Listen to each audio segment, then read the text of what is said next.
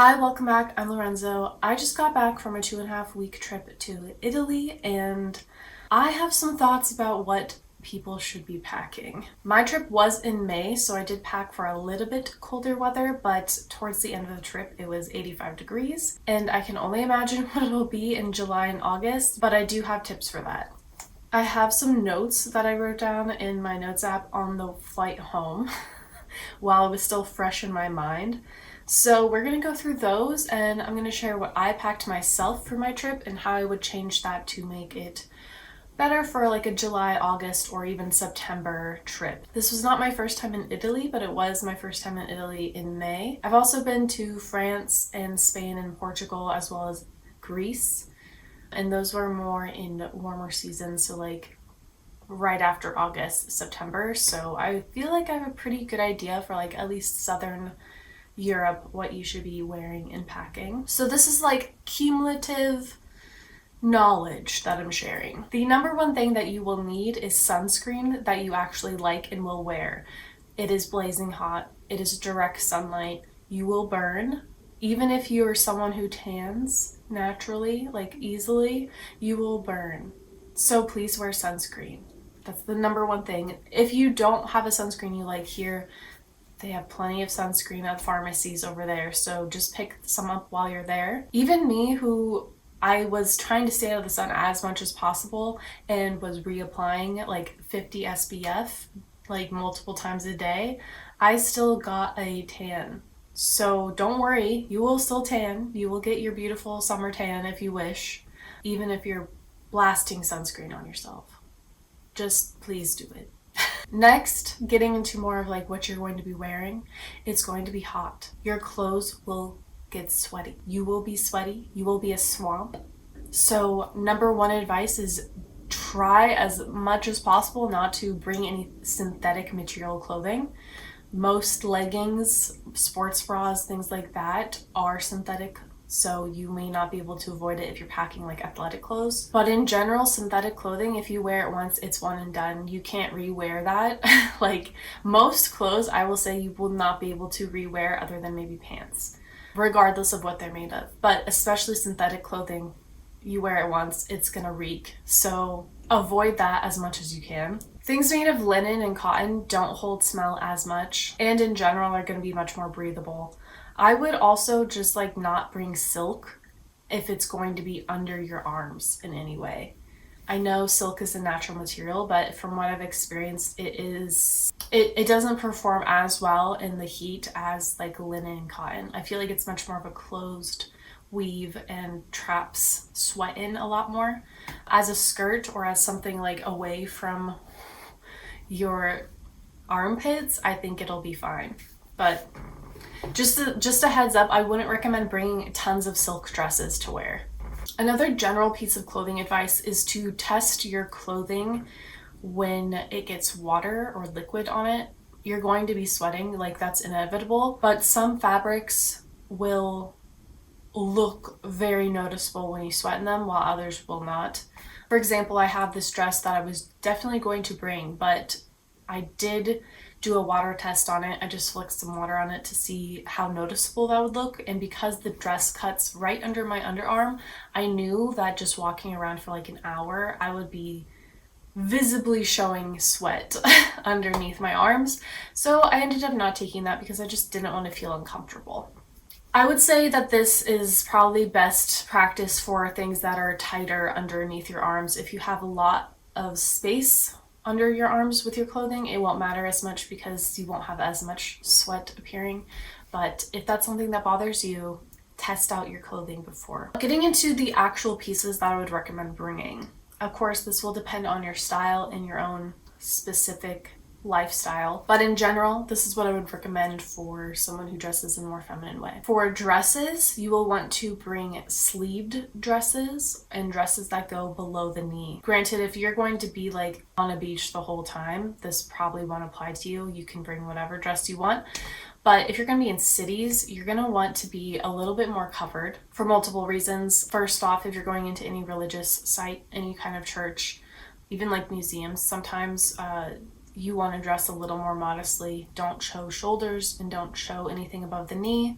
Also, just generally to protect yourself from the sun a little bit more, I find it's very hard to sunscreen your entire back and your entire chest every single day. So having a dress that covers those places is very helpful. Also thinking about, occasions like going out to dinner and things like that, generally it's nicer to be slightly more covered up. So also keep in mind you're going to want a dress that is body skimming or oversized. You don't want anything tight on your body. Tight clothing does not allow for airflow. The bigger, the more airflow you're gonna get. I really like packing dresses for trips because it's one and done. You look very put together, and it's something that you can easily wear all day and then transition into dinner with a few nicer looking accessories. Now, if you're going to be taking dresses, I highly recommend you bringing a cotton short to wear underneath. The heat and humidity are going to make your thighs, if they ever touch, they will chafe. And I would say many women, that's the case. I have no problem walking around in a dress at like 70 degrees, no shorts underneath. I don't, even though my thighs are touching when I walk, they're not chafing. That's not going to be the case if you're going for a Euro summer. It's going to be extremely hot, and I find the best way to deal with that is just to have cotton bike shorts. This happened to me in Rome the first day.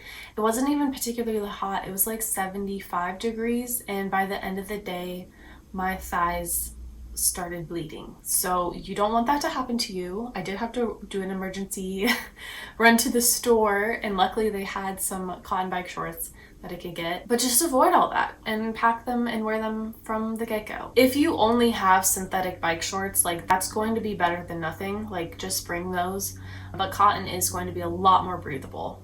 What's also nice about the cotton bike shorts is if they're thick enough, they can double as an active wear piece, so you can go hiking in them, or you can use them as a sleep short. Next item I would suggest is long sleeve layers. Now, this might seem counterintuitive, but this is all about sun protection. They're also great for layering over, more revealing clothing if you want to bring strapless or spaghetti strap dresses. Just layer a linen shirt over it when you need to. Also, the mornings are cooler, so you might even get cold if all you're bringing is tank tops. Just have it as a nice layering piece. I think if you're packing for more than a week, you can get away with bringing one or two options for layering. I would suggest them to be linen or cotton. For my 2.5 week trip, my layers were one linen shirt, one cardigan, and then a denim jacket. And that I feel encompassed everything I needed for that time. If I were to go in July or August, I would just bring 2 linen shirts and call it a day. Pants, again, loose, baggy is going to be the way to go. Also cotton or linen. Loose pants too, a wide leg or a balloon leg, they can be dressed up or down. Ideally, you can take something that you can go on a hike in, a mild hike, and then also wear to dinner. So I find darker colors, like a black linen pant, especially something with a drawstring waist, is going to be really versatile. Also, in terms of spilling or stains, a darker color is going to be a little bit more forgiving. But if you're just looking to stay as cool as possible, go for white, because that will trap the least amount of heat. It's just a little harder when you're traveling in all white clothing to keep it clean. Next, you're going to want to bring as many cotton tees and tanks as you can fit. These are pieces that are worn close to the body, so even if they are cotton, even if they're a natural material,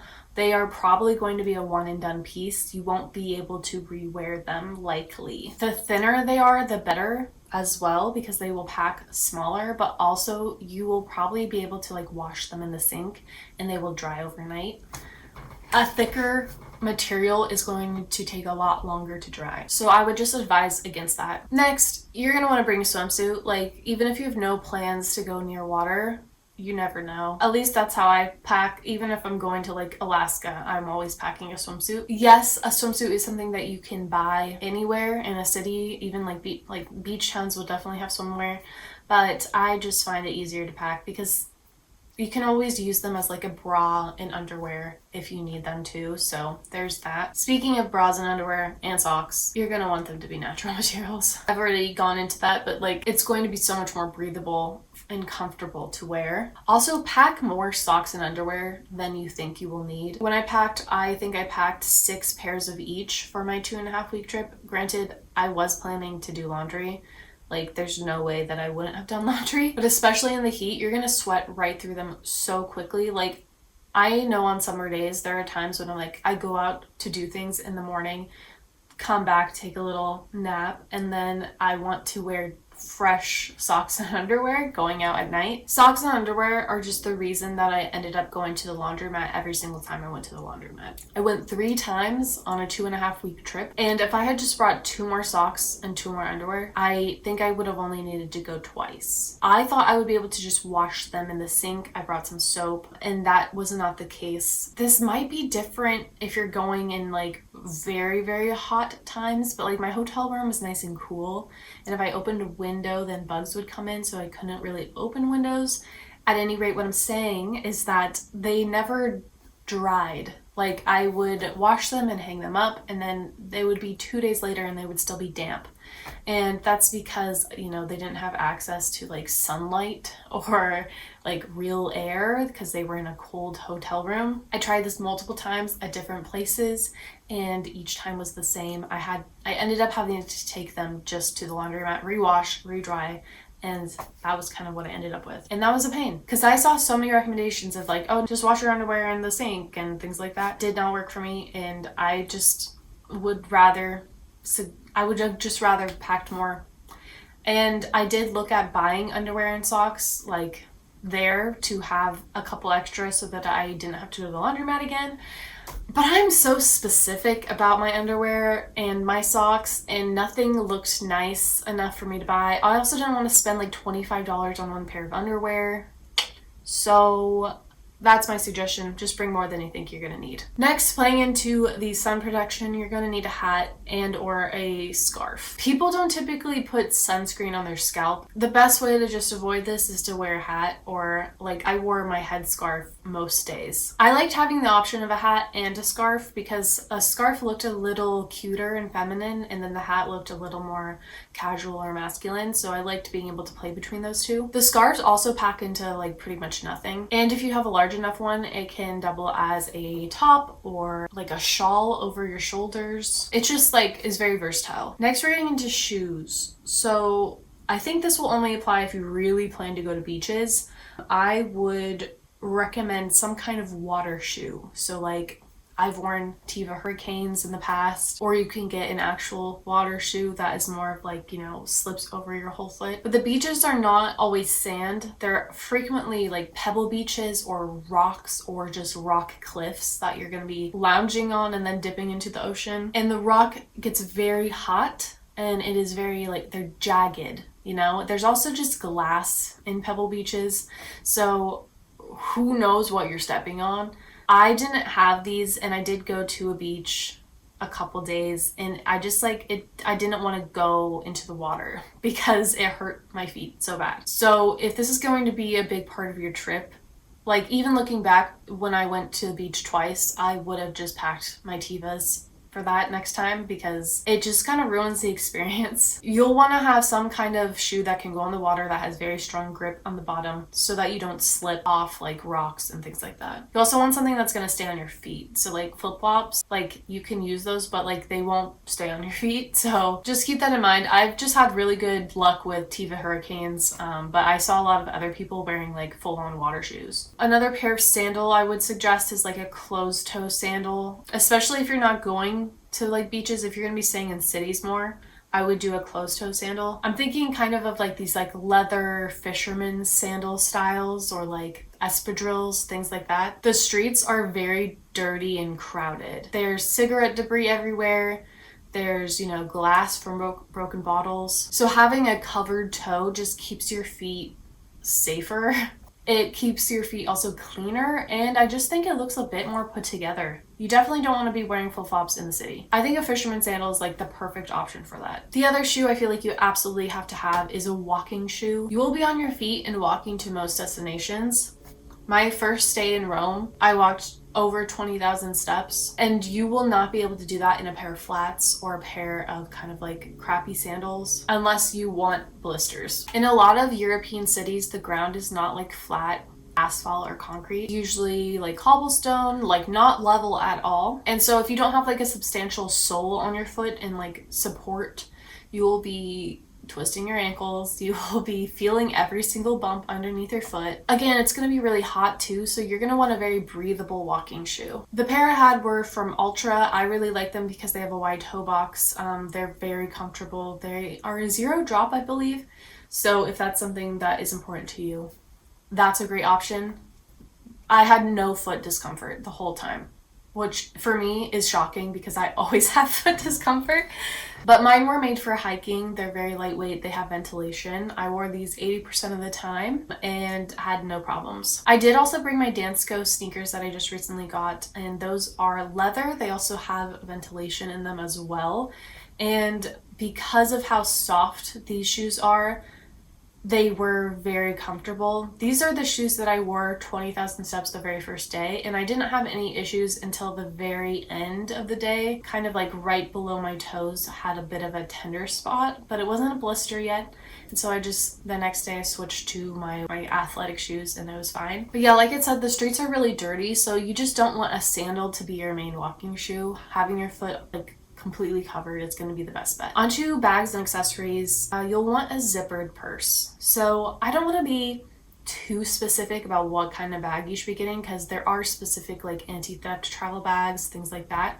But I found if you just have a crossbody that fully zips, that's all you need. Ideally, if you have some kind of like extra clip mechanism or like a flap over the zipper, that's also a nice measure to prevent theft. What I did is I just got a carabiner and I carabined 2 zippers together to help prevent them opening without me wanting them to open. And that worked really well for me. Tourists get their items stolen all the time, even like just from their purse as they're wearing it.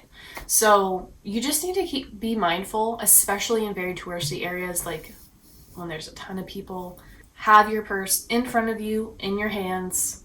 I just held my zipper shut the whole time and I was fine. Also, if you're getting your phone out, like make sure you have a very firm grip on it because people will just rip it out of your hands. I saw a lot of people with these like phone attachments where it's like in the case or built in so that there's like a lanyard on your phone either attached to your wrist or around your neck, so you can just have your phone out and you don't have to worry about people taking it, because if they take it, they're taking your whole body, so won't be super effective. I saw a lot of people using those, so if you're really worried about something like that, I would just recommend getting one of those. Next, please don't bring a roller suitcase. Just don't.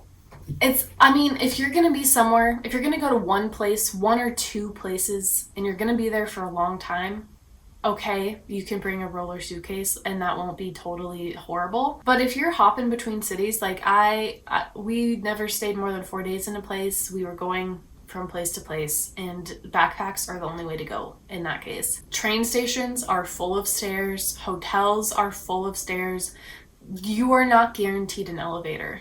Not to mention, like, the roads and sidewalks are horrible for roller bags. Not smooth, very loud, and it will draw attention to you, and sometimes you just don't want that. So instead, just be free. Have a travel backpack. One that has a waist clip is best because that'll be the most comfortable for you.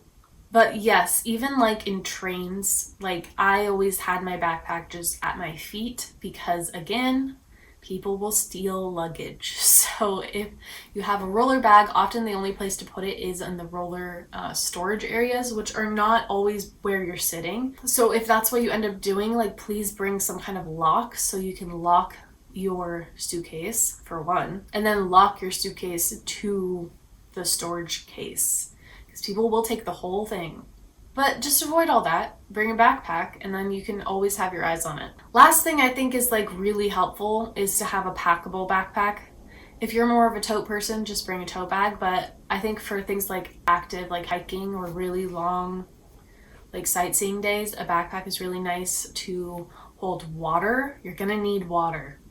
Like a water bottle is totally necessary. But also it's great for putting all your dirty laundry in when you go into the laundromat. It's also great too to like have as a backup for if you go shopping and you have a lot of things you're bringing back, because then you don't need to try to fit it all in the backpack that you brought.